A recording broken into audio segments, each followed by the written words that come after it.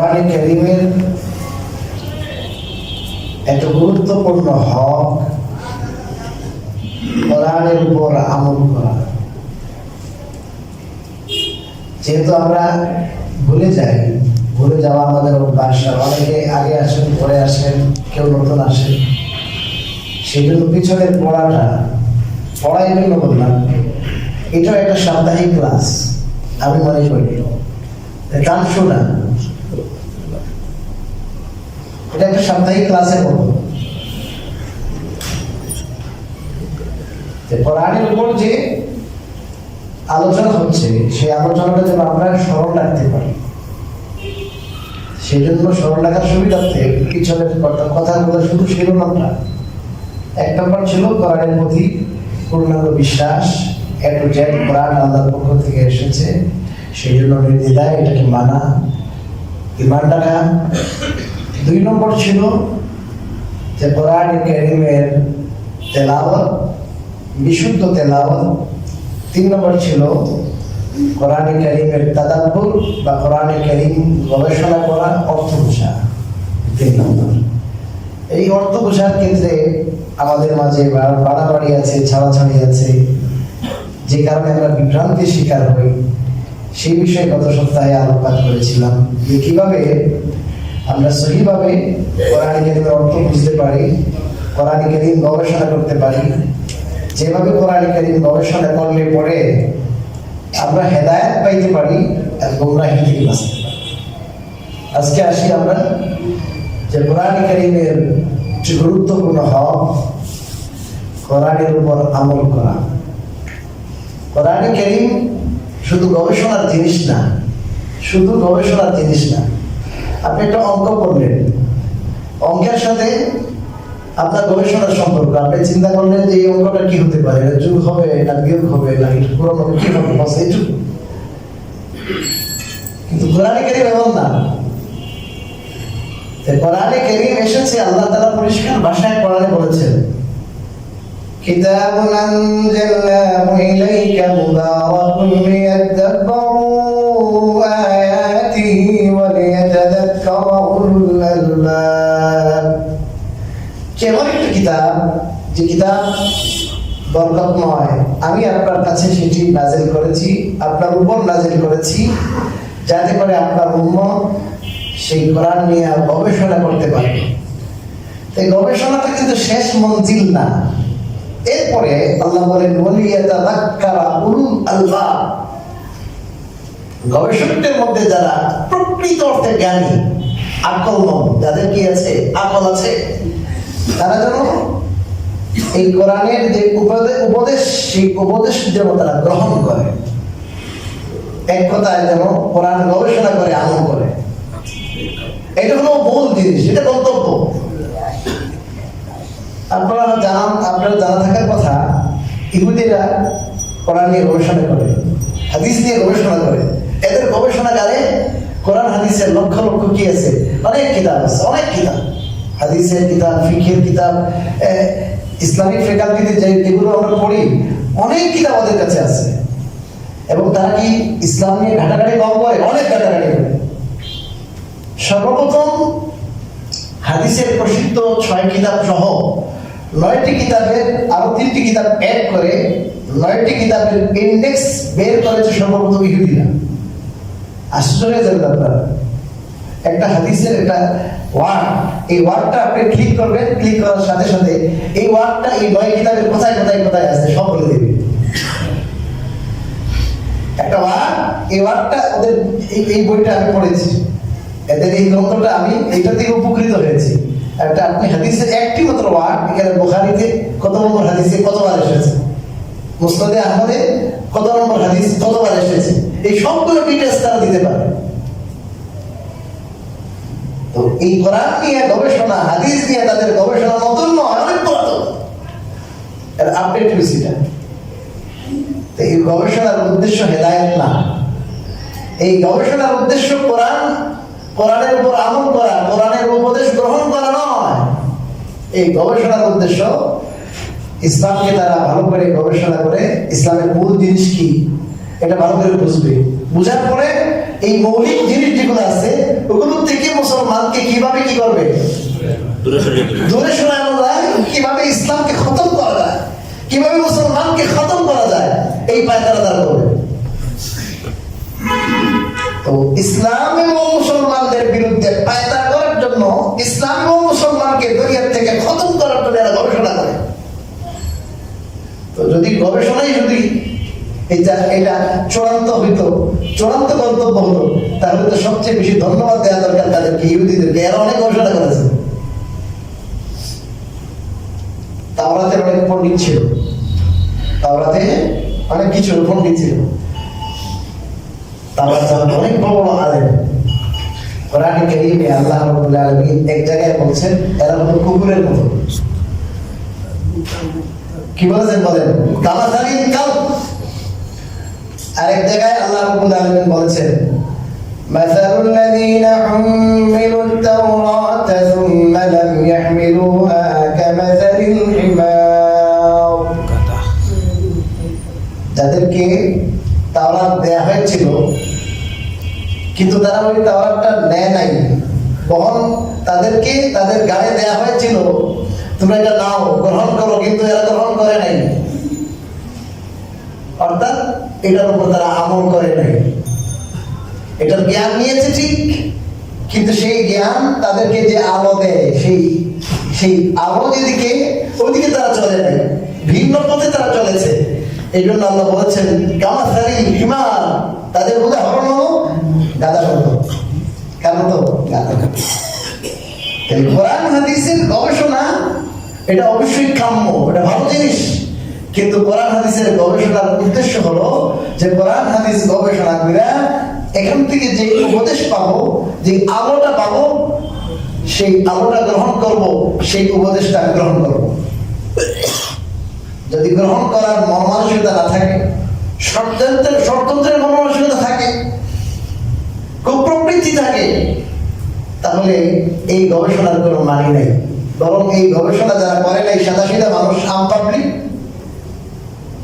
এরা কি জানে না, কোরআনও জানে না, হাদিসও জানে না, তাওরাত জানে না, পাবলিক মানুষ, এরা বলতে পারবে যে আল্লাহ দুনিয়াতে আমরা কোনো কি ছিলাম না, আমরা বকলম ছিলাম, আমরা জাহেল ছিলাম, অজ্ঞ ছিলাম। তো তাদেরকে বলবে যে তোমরা কি আমার শিখো নাই কেন? বলবে। কিন্তু যারা জানলো যে তোমরা তো জেনেছো, জানার পরও মানো নাই কেন?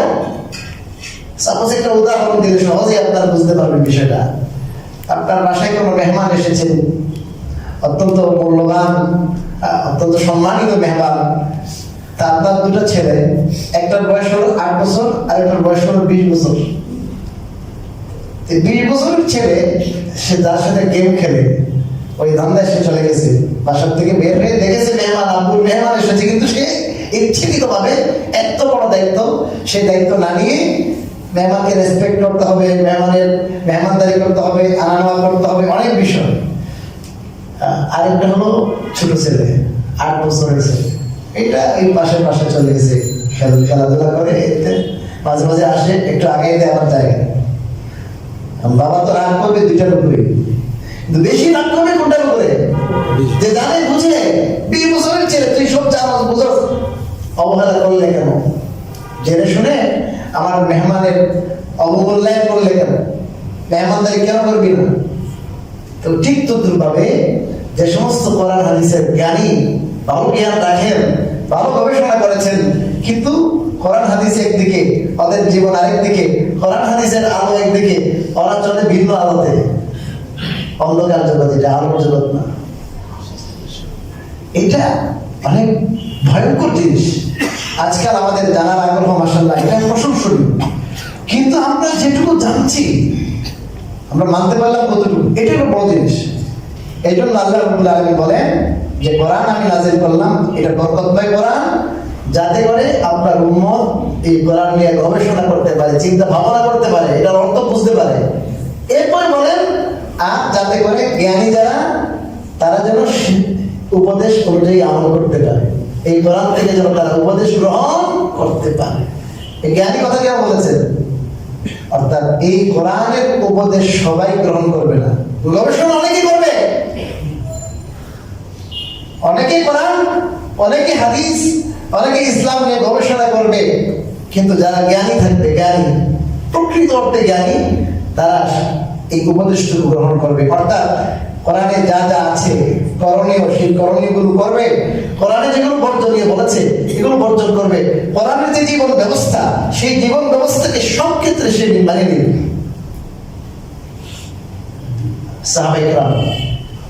সাহাবায়ে কেরাম আপনারা জানেন কি অন্ধকার যুগে আল্লাহ তাআলা তাদের কাছে সেই কোরআন পাঠিয়েছিলেন, কি অন্ধকার যুগ। সেই যুগকে আইয়ামে জাহিলিয়াত বলা হয়, মানবতার মোহ ছিল না সেখানে। আর এই কোরআনের উপর আমল কইরা অল্প দিনের ভিতরে তারা কি মর্যাদার আসিলে উন্নীত হইলেন, সমাসীন হইলেন, তাদের আজও আমরা রাদিয়াল্লাহু আনহু বলতেছি। আজও সাহাবার নাম শুনলে সাহাবাদের নাম রাখতেছেন আপনারা, আপনাদের ছেলে মেয়ে এদের নাম রাখতেছে সাহাবা, সাহাবী মহিলাদের নাম রাখতেছে। এদেরকে আমরা সম্মানের সাথে স্মরণ করি, সম্মানের সাথে স্মরণ করি না। সাহাবা কি কারণে তারা এত উন্নতি, কি কারণে তাদের এত অগ্রগতি ছিল, কি কারণে তাদের এত মান সম্মান ছিল। হযরতে বেলাল রাদিয়াল্লাহু তাআলা ঠোঁট দুটো চেপটা চেপটা মোটা মোটা, ঠোঁটও কালো, মানুষের ঠোঁটও একটু সুন্দর থাকে, ঠোঁট পর্যন্ত কালো ছিল, এত কালো কুৎসিত চেহারা, দেখতে একটু সুন্দর ছিলেন না। সেই হাবশী গোলাম ছিলেন। আল্লাহ রাব্বুল আলামিন এই কোরআন পাঠালেন আর কোরআনের উপর আমল করলেন।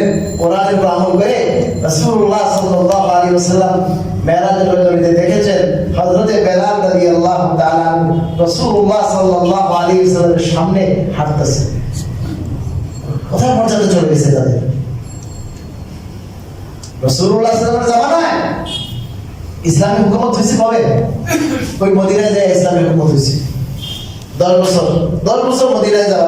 মদিনার জীবনে কিন্তু অনেক যুদ্ধ বিগ্রহ, মানে একবার অল্প দিন সময় পাইছে। তারপরে হযরতে আবু বকর এই অল্প দিন 2-2.5 বছরের ভিতরে শেষ। এর মধ্যে হযরতে ওমর রাদিয়াল্লাহু তাআলা 10 বছর, হযরতে উসমান 12 বছর, এই 30 বছর আর কি খোলাফায়ে রাশিদিনের 30 বছর। হযরত ওমর রাদিয়াল্লাহু তাআলার জামানায় অর্ধ পৃথিবীর শাসন ওনার হাতে ছিল, ওনার ভারে ছিল অর্ধ পৃথিবী। আর হযরত উসমান রাদিয়াল্লাহু তাআলার জামানায় তো আরো ব্যাপক হয়ে গেছে। কি কায়সার আর কিসরা, রোম আর পারস্য, এদের কত ক্ষমতা ছিল, এদের কত ধাপড় ছিল, এদের কত বড়াই ছিল। তো এই সাহাবাদের মধ্যে কি জিনিস ছিল এমন যে এরা অস্ত্রের বলে বলিয়ান হইয়া, অস্ত্রের বলে বলিয়ান হইয়া, অর্থের বলে বলিয়ান হইয়া তারা এই সমস্ত কাজ করেছে? কখনো নয়। তারা যখন কোরআনকে ধারণ করেছে, রাসূলুল্লাহ সাল্লাল্লাহু আলাইহি ওয়াসাল্লামের সুহবত পেয়েছে, রাসূলুল্লাহ সাল্লাল্লাহু আলাইহি ওয়াসাল্লামের সুন্নাত অনুযায়ী তারা জীবন তারা করেছেন, তখন আল্লাহ রাব্বুল আলামিন তাদেরকে দুনিয়া আখিরাত সবকিছু দান করে দিয়েছে। এটাই আল্লামা কবি ইকবাল বলেছেন, ওয়া জামানে মে মুআজ্জাজ थे मुसलमान होकर और तुम खार हुए तारिके कुरआन होकर। ওই জামানায় ওই কালে সাহাবাদের কালে, তাবিঈন, তবে তাবিঈনের কালে মুসলমানরা প্রকৃত মুসলমান হইয়া মুআজ্জাজ এবং সম্মানিত ছিল। সারা পৃথিবীতে তাদের মাথা উঁচু ছিল। और तुम खार हुए तारिके कुरआन होकर। আজকে মুসলমান প্রায় 200 কোটি মুসলমান পৃথিবীতে, 200 কোটি, 150 কোটি প্লাস বলা হয়। আমার বিভিন্ন অনুসন্ধানে আমি দেখেছি পৃথিবীতে মুসলমানের সংখ্যা কম দেখানোর জন্য বিভিন্ন পরিসংখ্যান চালানো হয়। ভারতে যে পরিমাণ মুসলমান আছে তাদের সরকারি হিস্ট্রির মতো এর চেয়ে অনেক কম, সংখ্যা কিন্তু বেশি। মুসলমানের সংখ্যা 200 কোটি থেকে কম নয়। এই 200 কোটি মুসলমান আছে, এরপরও কেন আপনার আফগানিস্তানের সেই অবস্থা হলো, ইরাকের এই অবস্থা হলো, উইঘুরের মুসলমানের সেই অবস্থা, কাশ্মীরের মুসলমানের সেই অবস্থা, বর্তমানে ফিলিস্তিনের মুসলমানদের এই অবস্থা কেন? কেন? আমেরিকা থেকে অস্ত্র যেন পাওয়া যায়, সেই জন্য মুসলমান শক্তিতে সবচেয়ে বড় রাষ্ট্র আমেরিকার তেল মানে, আমেরিকার তেল মানে যে আমেরিকা যদি নারাজ হয়ে যায় তাহলে আমি তো অস্ত্র পাবো না, আমার ভাই মারা যায়, সমস্যা নেই। রাসূল কারীম সাল্লাল্লাহু আলাইহি ওয়াসাল্লাম, সাহাবায়ে কেরাম তাদের ঘাম না, তাদের রক্ত ঝরেছে যে দ্বীনের জন্য, সেই দ্বীনকে তারা কুরবান দিচ্ছে। দ্বীনের নামগুলো রাখতেছে, আসতেছে সব শেষ। এই বদদিনীকে দূর করে কোরআনী জিন্দেগি, কোরআনের আলোয় আলোকিত হয়ে আস্তে আস্তে সারা পৃথিবী তাদের জন্য সম্প্রসারিত হয়েছিল। আর আমার যখন মুসলমান কোরআনকে বাদ দিল, মুসলমান যখন সেই বৌদ্ধ খ্রিস্টান আর ইহুদিদের আদলে তাদের সমাজ ব্যবস্থা, তাদের রাষ্ট্র ব্যবস্থা, তাদের ব্যক্তিগত পারিবারিক জিন্দেগি যখন ওদের মতো হইল, তখন থেকে আল্লাহ রাব্বুল আলামিন তাদেরকে আস্তে আস্তে পদে পদে পদে পদে তাদেরকে লাঞ্ছিত করা শুরু করেছে। তো মুসলমান যেদিন বুঝবে এই বাস্তবতা যে আমাদের সম্মান কোরআনের সাথে, আমাদের সম্মান, আমাদের ইজ্জত ইসলামী জিন্দেগির সাথে, সেদিন মুসলমান বেশি দেরি নয়, এই দিন মুসলমান নিজের পায়ে দাঁড়াতে পারবে। এটা আজকে বয়ান করে বোঝানোর জিনিস না, বয়ান করে পারবে না। সেই আফগানিস্তানের মুসলমান, এদের সাথে কেউ ছিল? কেউ নাই।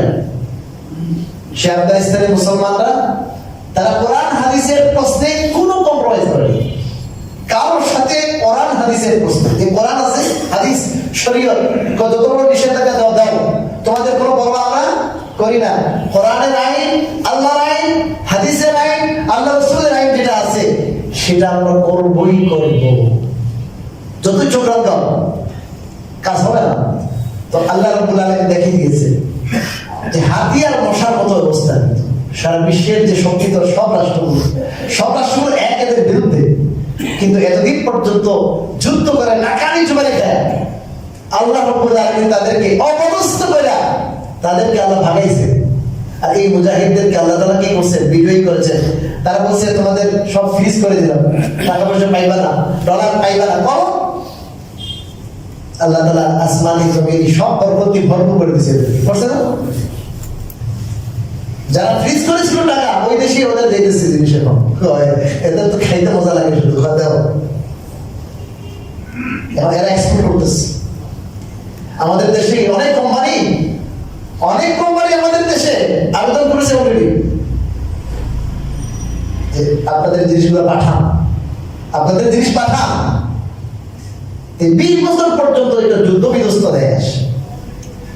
অল্পদের 2 বছরের, এই 2 বছরে তাদের 2 বছর 2.5 বছরে তাদের এই পর্যন্ত শক্তি হলো, এই পর্যন্ত তাদের অর্থনৈতিক ক্ষমতা যে এখন তারা নিজের পায়ে দাঁড়িয়ে নিজে খেয়ে দিয়ে এখন তারা বাইরে কি করতেছে? বাইরে তারা এক্সপোর্ট করতেছে। কাউকে তো ভয় করে না। যখন তারা কোরআনকে ধরছে, আল্লাহ রাসূলের সুন্নাহকে ধরেছে, ইসলামকে ধরেছে, আল্লাহ তাআলা সারা দুনিয়াকে তাদের পায়ের তলে দিয়েছে। তো আমরা যখন বুঝবো এই কথা, আমাদের মুসলমান শাসকগণ যখন এই কথা বুঝবেন, তখন তাদেরকে ইহুদিদের দিকে তাকাইতে হবে না। কোন একটা ফয়সালা, কোন একটা সিদ্ধান্তের জন্য আমেরিকার দিকে তাকাইতে হবে না। আমেরিকা কি বলেন, বড় বস কি বলেন? এখন সবাই তো আমেরিকার দিকে তাকায়। কিসের আমেরিকা, কিসের রাশিয়া, কিসের চীন? যদি আমরা আমার আল্লাহকে রাজি করতে পারি, আল্লাহকে রাজি খুশি করতে পারি, তাহলে সব হবে। ভাই, এই মুসলমান ইমানের বলে বলিয়ান হয়, যখন কোরআনের উপর আমল করবে তখন মুসলমান সম্মানিত হবে। আর যেদিন মুসলমান ইসলাম থেকে দূরে সরবে, যতটুকু দূরে সরবে ততটুকু বেইজ্জত হবে, মাইক হবে, মাইক হবে। মুসলমানের কবার মাইক, কত দোলা করলাম আমরা ইরাকের সময়, কই গেল কোথায়? যতক্ষণ পর্যন্ত আমরা নিজেদের অবস্থাকে চেঞ্জ করব না, আল্লাহ রাব্বুল আলামিন তার ফয়সালাও চেঞ্জ করবেন না। আমরা শুধু দোয়া করলে তো হবে না, আমার অবস্থাকে চেঞ্জ করতে হবে। তো আমার যে অবস্থা, সেই অবস্থা তো রহমতের অবস্থা না, গজবের অবস্থা। মুসলমান জাতির যে অবস্থা, সেই অবস্থা তো গজবের অবস্থা। সেই গজবের অবস্থাকে তো আমি চেঞ্জ করতে হবে। এখন আপনি আসবেন যে হুজুর, এটা তো রাষ্ট্রের ব্যাপার, সামগ্রিকভাবে সমস্ত মুসলমানদের এই সমস্যা, আমি কি করবো? আসেন, আপনি কি করবেন? আমি, আপনি, আমার, আপনার 3.5 হাত বডির মাঝে এই কোরআনের বাস্তবায়ন করতে পারি না? এটার জন্য তো ইসলামী হুকুমত লাগবে না? লাগবে? কি বলেন ভাই? আপনার আমার যে বডি, আমি আমার নিজের বডিকে যদি বলি যে তোমার মাঝে আমি আল্লাহর আইন, কোরআনের আইন বাস্তবায়ন করবো, তাহলে কেউ না করবে? না করবে না, কেউ না করবে না আপনাকে। যেমন সাপোজ আমার 5 ওয়াক্ত নামাজ জামাতে পড়া, এটা ইসলামের কথা, কোরআনের কথা। আল্লাহ বলেছেন যারা রুকুকারী এদের সাথে রুকু করো, জামাতে নামাজ পড়ো, আল্লাহ বলেছেন। 80 বারের থেকে বেশি বলেছেন আল্লাহ কোরআনে নামাজ কায়েমের কথা। ওই মুসলমান তো 80% মুসলমান নামাজ পড়ে না, পড়ে? তাই ইসলামের হুকুমতের কেন কথা বলবো? আমি তো নিজের মধ্যে হুকুমত করতে পারছি না। আমি যেই মানুষ নিজের মাঝে ইসলামকে পুনর্জীবিত করতে পারে না, যেই মানুষ ইসলাম কায়েম করতে পারে না তার 3.5 বডির মাঝে, এদেরকে আল্লাহ দিয়ে দিবেন ইসলামের হুকুমত, ইসলামের হুকুমতের 12টা বাজিবে না। কেমন কথা বুঝতে পারলাম? মনে করেন ইসলামের একটা বহুত বড় একটা বিধান হলো হালাল খাওয়া। হালাল খাওয়া একটা ইসলামের বিধান, মৌলিক বিধান, মৌলিক। আমল কবুল হওয়ার জন্য 1 নম্বর হলো সহি নিয়ত। সহি নিয়ত লাগবে, নিয়তে গর্বিত হলে আমল কবুল হবে না। 2 নম্বর হলো নবী সাল্লাল্লাহু আলাইহি ওয়াসাল্লামের তরিকা, সুন্নাত তরিকা, এটা আমল কবুল হওয়ার জন্য শর্ত। 3 নম্বর বুনিয়াদি শর্ত হলো আমল কবুল হওয়ার জন্য আমি আপনি যে খাবার গ্রহণ করি, যে কাপড় চোপড় পরিধান করে নামাজ পড়ি, ইবাদত করি, সেটা যেন হালাল মাল থেকে হয়। হারাম মাল থেকে বলে কি হবে না? বলেন, কবুল হবে না। রাসূলুল্লাহ সাল্লাল্লাহু আলাইহি ওয়াসাল্লাম সহিহ হাদিসে বলেছেন, আল্লাহ কসম করে বলেছেন, যে ব্যক্তি 1 লুকমা হারাম খাবার খাবে 40 দিন পর্যন্ত তার কোনো ইবাদত কবুল হবে না। কয় লুকমা? আমরা তো 1 লুকমা 2 লুকমা না, লাখ লাখ টাকা কি করতেছে, হারাম খাইতেছে। কিস্তির দোকান আছে, আর ব্যাংকের সাথে ইনভলভ সবাই কম বেশি। ব্যাংকের সাথে সুদী ব্যাংক, তার ইন্টারেস্টের নামে টাকা আসতেছে। হ্যাঁ, কিছু মানুষ আছে মুত্তাকি পরহেজগার, মাসালা বলে দিচ্ছি দেখবে। আপনি কারেন্ট অ্যাকাউন্ট পারলে করবেন, কারেন্ট অ্যাকাউন্ট করবেন, পারলে কারেন্ট অ্যাকাউন্ট করবেন, পারলে বললাম এখানে অনেক শর্ত সারায় যাচ্ছে, তো সেখানে আপনার সাথে সুদের সম্পর্ক হবে না। হ্যাঁ, আপনার টাকা দিয়ে তারা সুদের কারবারে লাগাবে, সেটা ভিন্ন কথা। আপনার সাথে কিন্তু কোনো এগ্রিমেন্ট নাই কারেন্ট অ্যাকাউন্ট করবে, বরং আপনার থেকে চার্জ কেটে নেবে। সিরিজ অ্যাকাউন্ট যখন করবেন তখন আপনার সাথে তাদের চুক্তি হলো কি? সুদের চুক্তি না? তো আপনাকে বাৎসরিক একটা অ্যামাউন্ট, 6 মাসের যেভাবে চুক্তি হবে আপনাকে একটা অ্যামাউন্ট দিবে, তখন আপনি এই অ্যামাউন্টটা আনতে বাধ্য, আনবেন। আনার পরে সেটাকে আপনি নিজের জন্য খরচ করতে পারবেন না। আপনি কোনো বাথরুম বানাই না, বাথরুম বানাইতে পারবেন না, সেটা আপনি কোনো গরিবকে সওয়াবের নিয়ত ছাড়া দিয়ে দিবেন। কি বললাম? সওয়াবের নিয়ত ছাড়া। সওয়াবের নিয়ত ছাড়া এটা তো বললাম, সওয়াবের নিয়ত করার মানে হলো সদকা। সওয়াবের নিয়ত মানে কি? সদকা। আর আল্লাহ হারাম মালের সদকা কি করেন না? কবুল করেন না।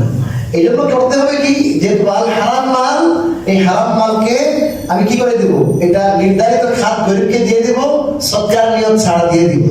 বাকি আল্লামা হাফিজ ইবনুল কাইয়্যিম রাহিমাহুল্লাহ লিখেছেন, এবং আমাদের বাংলাদেশের সাবেক গ্রান্ড মুফতি আমার উস্তাদ আল্লামা মুফতি আহমদুল হক রাহিমাহুল্লাহ উনি বলেছেন, এবং আমাদের একজন পূর্বসূরি ফকিহুন নফস হযরত আল্লামা মুফতি রশিদ আহমদ গঙ্গোহী রাহিমাহুল্লাহ বলেছেন যে সওয়াবের নিয়ত ছাড়া দিবে, কিন্তু সে নিজের জন্য ব্যয় করলে করতে পারতো, এই টাকা দ্বারা নিজে উপকৃত হইতে পারতো। এই লোভ সে সম্বরণ কইরা শরীয়তের হুকুম মানার কারণে আল্লাহ তাআলা তাকে পার্সোনাল সওয়াব দিয়ে দিবেন। সুবহানাল্লাহ। সে তো সদকা নিয়ত করে না ঠিক, কিন্তু সে নিজে ইউজ না করে, টাকার লোভ সবারই আছে।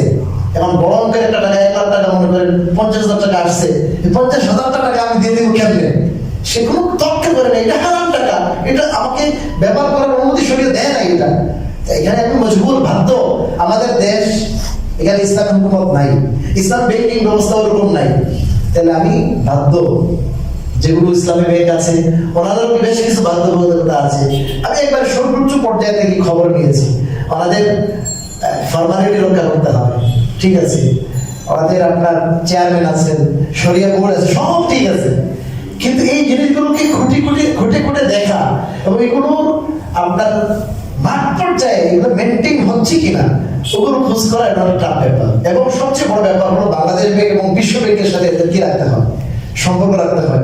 এই সম্পর্কে যতক্ষণ পর্যন্ত আমরা দেশের মধ্যে ইসলামী হুকুমত করা যাবে না, অথবা দেশের সরকার ইসলাম বান্ধব হবে না, ততক্ষণ পর্যন্ত ফুললি ইসলামী ব্যাংক করা অসম্ভব। আমি যতটুকু স্টাডি করেছি ফুললি ইসলামী ব্যাংক, শতভাগ ইসলামী ব্যাংক, যেখানে কোনো ভেজাল থাকবে না, যেখানে ইসলামের শতভাগ নীতিমালা সেখানে প্রয়োগ হবে, সেটা ইসলাম বান্ধব সরকার লাগবে। ইসলামকে পছন্দ করে, ইসলাম কি করে পছন্দ করে, আল্লাহ আল্লাহ রাসূলের হুকুম মানতে বাধ্য, তার মানসিকভাবে রাজি প্রস্তুত, ওরকম সরকার যদি কেউ হয় সে পাবে। আর না হয় দুর্গাবাজি হবে, ইসলামী ব্যাংকে সব বন্ধ হয়ে যাচ্ছে, আল্লাহ ব্যাংক, মানুষ কিন্তু ইসলাম প্রিয়, বাইরে থেকে টাকা পাঠাই আল্লাহ পথে পাঠায়, বাইরে থেকে টাকা পাঠাই ইসলামী ব্যাংকে পাঠায়, কারণ মানুষ ইসলাম প্রিয়, কারণ আমি শুধু খেতাম না। এখন করছে কি, এখন শুধু আপনার সাইনবোর্ড সর্বস্ব, সব সরকারি ব্যাংকে হয় ইসলামী শাখা, ইসলামী শাখা। আর বাংলাদেশের মানুষ পাইছে সহজ সরল মানুষ, ইসলামী ব্যাংক নাম দেখলে হয়ে গেছে, নাম দেখলে কি নামে হয় না ইসলামী, খুশি করে না। ইসলামিক ইন্স্যুরেন্স দিয়ে দিচ্ছে, ইসলামিক ইন্স্যুরেন্স, ইসলাম নাম দিলে কিন্তু সব হয়ে যায়। এরা হচ্ছে যে সহজ সরল মানুষ, এরা ইসলামের এই ছোটখাটো বিষয়, ফিকের বিষয়, হালাল হারামের বিষয় তো আস্তে করতে পারবো না, আমরা শুধু লিখে দিলাম ইসলামী। এই ইসলামী বললে হালাল হয়ে গেছে, ইসলামী বললে কি হবে বলেন? কারণ মদের মধ্যে যদি লেখা থাকে মদের গায়ে, মদের বোতলের গায়ে যদি লেখা থাকে এটা কি হালাল, হালাল হয়ে যাবে। এখন আছে না ইসলাম ফাউন্ডেশন থেকে হালালের একটা কি দিয়ে দেয়, সার্টিফিকেট নিয়ে দেয়, হালাল তো হালাল হয়ে গেছে।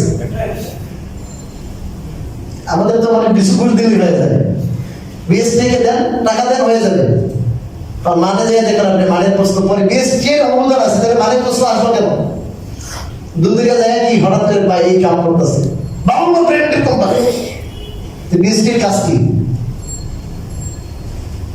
যাই হোক, একটা কথার কথা বললাম যে আপনার ইন্টারেস্টের টাকাটা কি করবে, কথার কথা আসছে।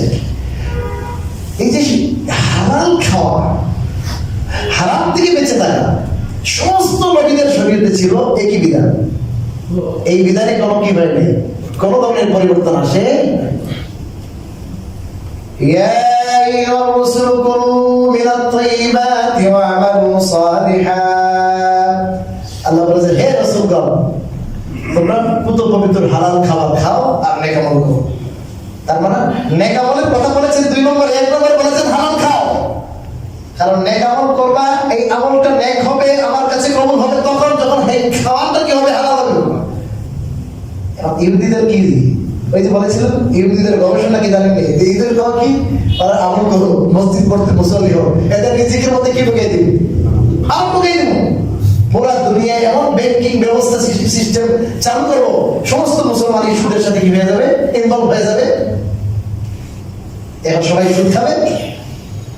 আর হাদিসে আছে কথাটা, হাদিসে আছে, এমন একটা জামানা আসবে, এমন একটা যুগ আসবে, লা ইয়াবকা ইল্লা আকিলুর রিবা, সুদ খাওয়ার না ছাড়া কেউ থাকবে না, সুদখোর ছাড়া কেউ থাকবে না। ফাইলাম ইয়াকুল, সুদ যদি না খায়, আসাবাহু মিন গুবারিহি আও কালা মিন দুখানিহি, কেউ যদি সুদ না খায়, সুদের ধোঁয়া হইলো বা সুদের ধুলা হইলো লাগবে, এর গায়ে কি, সুদের ধুলা বা সুদের কি হচ্ছে ধোঁয়া, মানে সুদের প্রভাব মুক্ত কেউ থাকবে না। আপনি আমি যে জামা কাপড় পরিধান করেন, যে টেক্সটাইল মিস্ত্রি আছে না, যে কল কারখানা আছে না, এরা সুদ দেয় না কি ভাই? এরা তো সুদের উপরে কি করে ব্যবসা করে, সবগুলো কোম্পানি, বড় কোম্পানি, এদের কিছু ইয়েও আছে, আপনার টেকনিক্যাল কতগুলো আছে। আপনি বড় একটা কোম্পানি থেকে যদি আপনি সুদ না নেন, তা আপনার অনেক ধরনের জরিমানা আসবে, অনেক টাকা পয়সা, অনেক কিছু বিষয়। এই জন্য ধনী যারা আছে অরব কি নেয়, ব্যাংক থেকে লোন। সবাই কোনো না কোনো ভাবে যদিও সুদ খাচ্ছি না, কিন্তু সুদের ধোঁয়া, সুদের ধুলা হলো লাভ করছে। এই জামানায় আমরা এসে গেছি, এই জামানায় এসে গেছি। এখন যে কথাটা আমি বলেছিলাম যে ইসলামী খেলাফত, ইসলামী হুকুমত, রাষ্ট্রীয়ভাবে কোরআনকে প্রতিষ্ঠা করা, কোরআনের বিধিবিধানকে রাষ্ট্রীয় রূপ দেওয়া, এটা তো অনেক দূরের কথা। এটা জরুরি, এটা জরুরি, এটার জন্য মেহনতও জরুরি, এটাকে আমরা স্বীকার করছি না। কিন্তু আমাদের মুসলমানদের অবস্থা যখন এই হবে যে আমি নিজের উপরে নিজের কর্তৃত্ব রাখি, আমি চাইলে তো হারাম খেতে পারি, হারাম থেকে বাঁচতে পারি, তাহলে আমি যদি চিন্তা করি যে না, আমাকে তো সুদ না খেলে আমি বড় লোক হইতে পারবো না, আমি 2 নম্বরই না করলে তো বড় লোক হইতে পারবো না, তা আমি বড় লোক আছি, কিন্তু এই টাকাগুলো যদি আমি একটু ইনভেস্টমেন্ট যদি এই সুদী লেনদেনে না করি, তাহলে তো রাতারাতি ধনী হতে পারবো না। তা বড় লোক, কিন্তু সে টাকাটাকে সুদের মধ্যে খাটাইতেছে। চিন্তা করি না সুদ কি জিনিস। হাদিসের মধ্যে আসছে আর রিবা সাবরুনা জুজআ, সুদের যে গুনাহ আছে এই গুনাহ 70টা স্তর আছে, অংশ আছে 70টা। একটা থেকে একটা বড়, একটা থেকে একটা বড়। এর মধ্যে সবচেয়ে সহজ যে গুনাহটা, সবচেয়ে ছোট গুনাহ 70টার মধ্যে সেই সবচেয়ে ছোট যে অংশ, রাসূলুল্লাহ সাল্লাল্লাহু আলাইহি ওয়াসাল্লাম বলেন আইসাদু আইয়ানকিহার রাজুল উম্মাহু, নিজের মায়ের সাথে ব্যভিচার করা। কথা বুঝছেন? ব্যভিচারটা কত বড় কবিরা গুনাহ। আর কোন জানোয়ার, কোন পশু সে যদি তার এই ব্যভিচারের কাজটা তার মায়ের সাথে করে, এটা যত বড় অমানবিক, এটা যত বড় মহাপাপ হবে, সুদের সর্বনিম্ন স্তরের গুনাহ হলো এটা সমান। এর আগে আর কতটা আছে? কথা বলেন না কেন? 69টা আছে। একটা থেকে একটা কি বড়। এখন সর্বপ্রথম যে হবে এটা কি পর্যন্ত বড় হবে? কত বড় গুনাহ? আজকে ব্যাপক হয়ে গেছে এই গুনাহ, কোনো ভয় নাই আমাদের।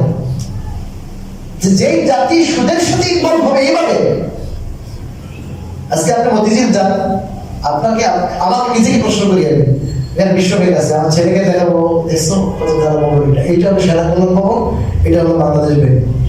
সব দিকে যতগুলো ব্যাংক সবগুলো আল্লাহ লামাদের জায়গায় দেয় না, ওখানে হাজার হাজার মানুষ লামাদের কাজ করতেছে। সুদের লেখায় যে জড়িত, যে সুদের লেখায় জড়িত, সুদের সাক্ষীতে জড়িত, এই সবগুলা মানুষ সুদ খায়, সুদ খাওয়ায়, সুদের সাক্ষী থাকতেছে।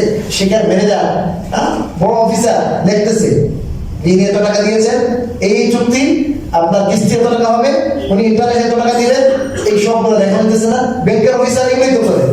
এই সবগুলো আমাদের কাজ, অভিশাপের কাজ। এই সমস্ত জায়গায় গেলে ভয় করা দরকার, কিন্তু আমাদের মধ্যে ভয় আসে না। মতিঝিলে গেলে ভয় আসে না। সুদের আঁকড়া বাংলাদেশ ব্যাংকে গেলে একটু তাকাই, কত উৎসাহ দেখি একটু। আল্লাহ লাআনা রাসূলুল্লাহ সাল্লাল্লাহু আলাইহি ওয়াসাল্লাম আকিলাত রিবা ওয়া মুকিলাহু ওয়া শাহিদাই। রাসূলুল্লাহ সাল্লাল্লাহু অভিশাপ করেছেন যে সুদ খায়, যে সুদ খাওয়ায়, আর যে সুদের সাক্ষী হয়।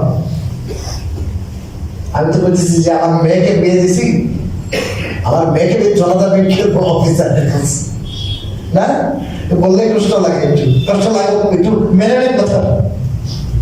মোবাইল ব্যাংকের বড় অফিসার, বাংলাদেশ ব্যাংকের একটা খুব বড় অফিসারের কাছে মেয়ে বিয়ে দিয়েছি, আমাদের কাছে এসে বলে আপনাকে, কোন কষ্ট লাগে। একবার ওপেনলি বলতেছি, কেউ যদি কোন পরিবারে যদি ব্যাংকের সাথে ইনভলভ থাকে, কোনোদিন ভুলেও আমাদেরকে দাওয়াত দিবেন না। ক্লিয়ার কথা বলছি, ভুলেও দাওয়াত দিবেন না, সরকারে ভুলেও দিবেন না দাওয়াত। হাজার হাজার লাখ লাখ টাকা আপনার নেওয়া দেখা যাচ্ছে, কিসের টাকা? খাওয়ানোর জিম্মাদারি কার? আল্লাহ খাওয়ানো, হালাল খাবো, হালাল পরিধান করবো, বাচ্চাদেরকে হালাল খাওয়াবো, কিসের? এই দুনিয়া শেষ হয়ে যাবে, নাই হয়ে যাবে, এই দুনিয়া শেষ হয়ে যাবে, এই দুনিয়া শেষ হয়ে যাবে, আখিরাত আসবে, এটাই সত্য, এটাই বড় সত্য কথা। ওখানে যে আমল করলাম, অল্প আমল যদি হয়, আল্লাহর দরবারে যদি গ্রহণ হয়, বাঁচতে পারবো। আর যদি সুদের সাথে জড়িত থাকি, রক্তের মধ্যে হারাম থাকে, এই গুস্ত হারাম গুস্ত। আপনার যে ছেড়ে দিয়েছেন বাচ্চাগুলা, এরপরে বাচ্চাগুলা প্রজন্মের পর প্রজন্ম সব তো হারাম। কেন এইগুলো হারামের সাথে জড়িত? আমি বড় বড় প্রভাবশালী এগুলো বেলা বেলা কথা দিচ্ছি ভাই, আপনার সাথে কোনো জড়িত না।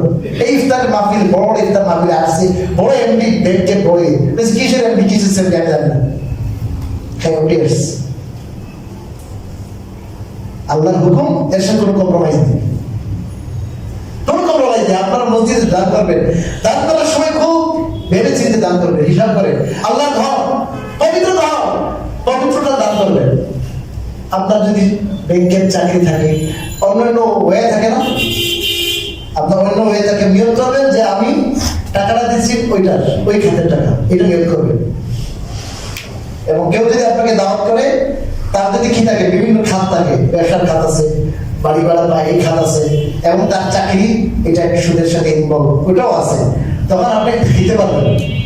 কি কি তার জন্য বিভিন্ন কি আছে, তার বিভিন্ন ওয়ে আছে। এটা মাসালাটাও বলে দিলাম, বাস্তব হবে। এই মাসালাও কিতাবে লেখা আছে, এই মাসালা লেখা আছে। আরেকটা বলে দিই, যেহেতু কথার কথা আসছে, আরেকটা বলে দিচ্ছি। সেটা হলো আপনাদের অনেকে মানুষ মারা যায় না, মারা যায়। মারা গেলে আপনি কি করবেন? মারা গেলে 3 দিন একটা সিদ্ধি, 40 দিনে আরেকটা করবেন না, আর বাৎসরিক একটা কি করবেন? মৃত্যুবার্ষিকী করবেন। এই কাজগুলো আপনারা করবেন না। মৃত্যু বরণ করলে এটার জন্য আনুষ্ঠানিক কোনো দাওয়াত করবেন না কাউকে কোনোদিন। কারণ ফতোয়া স্বামী, এই ফতোয়া স্বামীতে আছে দাওয়াত অ্যারেঞ্জমেন্ট শরিয়াতি সুরুর, আনন্দের ক্ষেত্রে। যেমন কেউ বিয়ে করেছে, এটা আনন্দের ক্ষেত্র। বিয়ের সময় কি আছে বলেন? দাওয়াত আছে। আপনার বাচ্চা হয়েছে, এটা একটা কি বলেন? দাওয়াত। আপনার ছেলে কোরআন শেষ করেছে, দাওয়াত। আপনার ছেলে ভালো পাস করেছে, দাওয়াত করেন, অ্যারেঞ্জমেন্ট করেন। এটা শরীয়ত অনুমতি দিয়ে নাই, শুধু পছন্দনীয়। আর কেউ মারা গেছে, এটা আপনার জন্য আনন্দের কথা বলেন? এটা শোক, এটা সুখের না, এটা শোকের, অর্থাৎ দুঃখের। এই ক্ষেত্রে আপনারা আয়োজন করেন, যারা আয়োজন করেন অনেক টাইম খরচ করেন। আমাদের ব্যাপারটা হলে একটু ম্যানেজমেন্ট একটু চেঞ্জ করে হয়ে যাবে। সিস্টেম লস, টাকা 1 লাখ খরচ করলাম আমি, কিন্তু এটা সুন্নতের উল্টা হলো। কেমনে করবেন? আপনি কোনো এতিমখানায় যান, কোনো মাদ্রাসায় যাই, কোনো কথা বলার দরকার নাই যে হুজুর একবেলা খাওয়াইতে কত লাগে, 50,000 লাগে, বাস দিয়ে দিলাম। আপনি বলার দরকার নাই যে আমার আব্বার জন্য, আপনার আব্বার জন্য দিচ্ছেন, আল্লাহ ঘুমাই গেছেন নাকি? আল্লাহ বলেন না, কথা বলেন, আল্লাহ ঘুমাইছে? আপনার আব্বার জন্য একবারে বলে দিবেন, কোন দোয়ার কথা বলবেন না। ইন্নামা নুতইমুকুম লিওয়াজহিল্লাহ, আল্লাহর বান্দাদের কথা আল্লাহ বলেছেন। তার কি বলে বান্দারা? আমরা তোমাদেরকে খাওয়াই একমাত্র আল্লাহর জন্য। লা নুরিদু মিনকুম জাযাআন ওয়ালা শুকুরা, তোমাদের থেকে কোনো প্রতিদান চাই না, শুকরিয়াও চাই না। যে আপনি দিছেন, আপনি আশায় আছেন, ওটা আমার শুকরিয়া দেখো, শুকরিয়া দেখো চায় না, তারা কামনা করে না। তারা শুধু কি চায়? আল্লাহ সন্তুষ্টি। আপনি আল্লাহর সন্তুষ্টির জন্য দিয়ে আসবেন, আপনার বাবার অ্যাকাউন্টে এমনি কি হয়েছে। আপনি যেমন আপনার সুনির্দিষ্ট আপনার ভাইয়ের নাম্বারে যখন টাকাটা দিবেন, বাইরে ফোন করা লাগবে, এমনি আপনার অ্যাকাউন্টে কি হয়ে গেছে, কথা বলেন, চলে গেছে না? ঠিক তদ্রুপভাবে আপনি যখন সহিহিয়াতে আপনার ছেলের জন্য, আপনার বাবার জন্য, মায়ের জন্য টাকাটা পে করবেন, করার লগে লগে অ্যাকাউন্টে কি হয়ে যাবে আপনার বাবা। ইমাম সাহেব দোয়া করা লাগবে না, নাম শুধু জানবো না, এলে বাস দিয়ে দিবেন, খালাস। হ্যাঁ, এই যে খাওয়াইলেন আপনি আয়োজন করে, ধনী গরিব, গরিব কমে খাওয়ানো হয়, বেশিরভাগ ধনী খাওয়ানো হয়, ঠিক কিনা বলেন? বেশিরভাগ ধনী খাওয়ানো হয়, সমাজের ব্যক্তিস্থানীয় ব্যক্তিবর্গে দাওয়াত দেওয়া হয়। গরিবদের এই গোষ্ঠ দেখান 1 মাস 2 মাস 3 মাস হেরে দাওয়াত দেওয়া হয়। এটা সমাজের বাস্তবতা। তা আপনি দাওয়াত যদি করতে হয়, এই 8-10টা ফকির ধরে নেন, বা আলেম ওলামা যাদেরকে দেখা হয় হুজুর। কিন্তু আপনি এভাবে অ্যারেঞ্জমেন্ট করলেন, বিরাট বিয়ের মতো অ্যারেঞ্জমেন্ট, এটা তো মাথা উড়ে যায় এগুলো দেখলে। এইটা একটু খেয়াল করবেন আপনারা। কাউকে লজ্জা দেওয়ার উদ্দেশ্য নয়, আমাদের সমাজের বাস্তবতা এটা। প্রত্যেকে যার যার বাবার জন্য, মায়ের জন্য আপনি যে করেছেন, অ্যারেঞ্জমেন্ট করেছেন, আপনার জন্য শুকরিয়া। তা আপনার নিয়ত ভালো যে এরা আসে খাবে, মুসলমান তো, নামাজি মানুষ, আলেম ওলামা মানুষ, মসজিদ কমিটি, এত ভালো মানুষ, তাদের খাওয়াইছেন, মাশাআল্লাহ ভালো কাজ করছেন। তবে শরীয়তের এই সিস্টেমটাকে শরীয়তে কি করে না, অ্যালাউ করে না, নট অ্যালাউ, এটা অ্যালাউ করে না। এটা হলো এই দাওয়াত জিয়াফত, এটা সুখের সাথে না, এটা হলো আপনার আনন্দময় কোনো মুহূর্ত যখন হবে, আপনার ছেলে দুনিয়াতে আসছে, আপনার ছেলে কোরআন পড়েছে, সূরা বাকারা, হযরত ওমর রাদিয়াল্লাহু তাআলা সূরা বাকারার তাফসীরের পরে উট জবাই করে খাওয়াইছে। আমি সূরা বাকারা 8 বছরে শিখছি। সূরা বাকারার তাফসীর কত বছরে? 8 বছরে সূরা বাকারার তাফসীরের পরে উট জবাই করেছে। তো দাওয়াত আছে না নাই? দাওয়াত আছে। তা আল্লাহ রাব্বুল আলামিন আমাদের এই কথাগুলো আমল করার তৌফিক দান করুন। আমিন। কথা চলছে কোন বিষয়ে? হালাল খাওয়া। হালাল চাইলে আমরা খেতে পারি, কিন্তু কি করি না আমরা? হালাল খাই না। অনেক ক্ষেত্রে আমরা বিভিন্ন ভাবে সমাজের বিভিন্ন স্তরে আমরা হারামের ছড়াছড়ি দেখছি। সুদের সাথে বিভিন্ন ভাবে বিভিন্ন জনগণ ইনভলভ হয়ে গেছে। আল্লাহ তাআলা আমাদেরকে হালাল খাওয়ার তৌফিক দান করুন। কোরআনের উপর আমল করার তৌফিক দান করুন। আমিন। ওয়া আখিরু দাওয়ানা